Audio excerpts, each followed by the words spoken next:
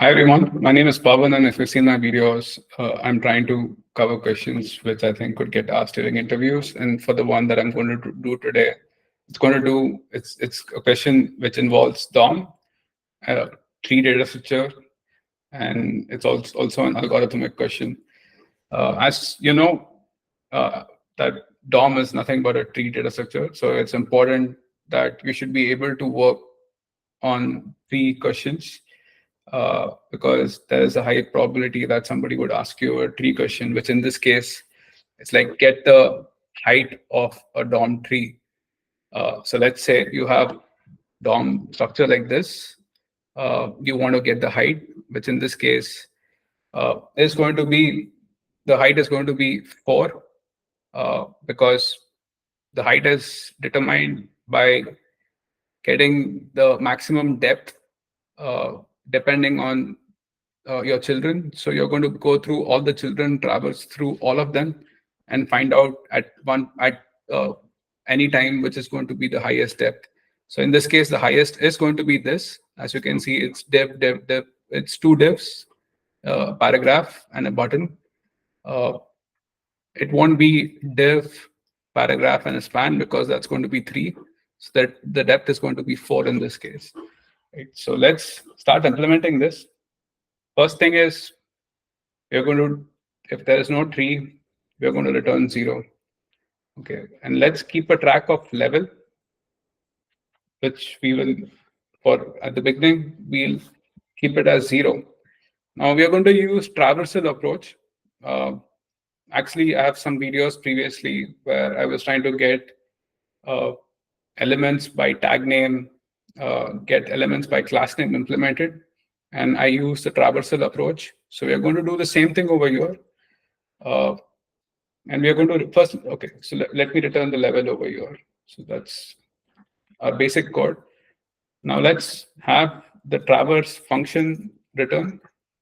If you want, please go check out the previous videos where I had created videos for get elements by tag name and get elements by class name. And I'd use the traverse approach over there. But in this case, we are going to keep a track of the current level and keep passing it to the function recursively, because we are going to keep incrementing the level for every traversal. And at a point, we are going to keep checking what is the max value, which is the max value of the level at that point, or the one that is being sent to the traverse function. So if there's no node over here, you're just going to return and do nothing. Now, as I said, for the level, you're going to have a math.max function which checks which value is higher. Is it the level or the current level that is passed to the traverse function? And as part of the next steps, you're going to iterate through all the children. Node.children.length I++. And now you're going to keep calling the traverse for the given child node. But now what you're going to do is whatever level you had, you're going to increment a value to it, because technically you are at a child and you have already gone one level down. So when you're doing the traverse, you have to let the parent function know that you have gone one level down, and now calculate the level depth depending on the one that is being passed. And outside this, so you're going to call it traverse, which is with the tree. And I'm going to have the value set as 1 to begin with, because when you already are checking for a tree, and if there is no tree, I've written 0, but the default value is going to be 1 every time, which is because you already have a tree and you have a single level. Cool. So let's go through the code again. You have a traverse function which returns immediately if there is no node.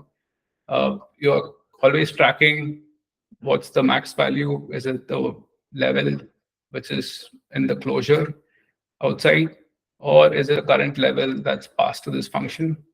And you're going to do the traversal for every single child, and this time by incrementing a value to it. Cool. So let's run this code and see if it passes all the tests. Awesome. So it passed all the tests. So this is getting the depth of a tree, which is basically the maximum height from the root node till the child node for n number of